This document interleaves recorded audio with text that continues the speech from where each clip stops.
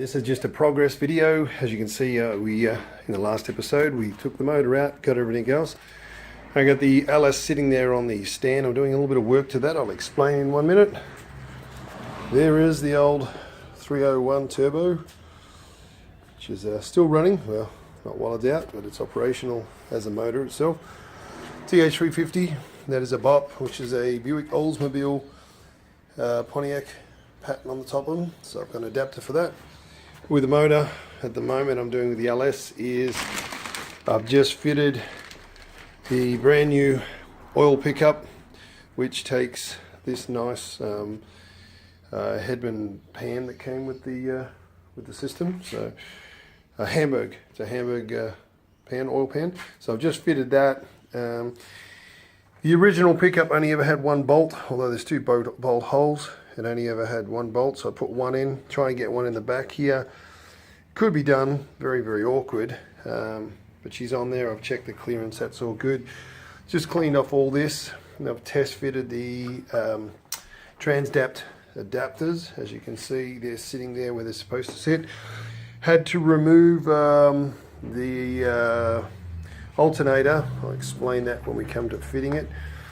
Got the motor obviously upside down, taken off the back main seal plate down there. I've managed to install the new main seal, but I'll just go get another gasket for the back, put that all on. So once that's done, then all I'm going to do is do all my gasket on here, put it all back together that way, torque up all those bolts. I've got to check the torque settings on that, rotate the motor over, and then we're going to do a test fit. I've got to put in the new clamshell mounts in there. Just tricky to get out, although there's a bolt on top. The problem is the bolts go inside, and accessing in here, what I realized is very, very awkward. I managed to get two out over here. The only way I could do it was by feeding a spanner in through here, hooking onto there.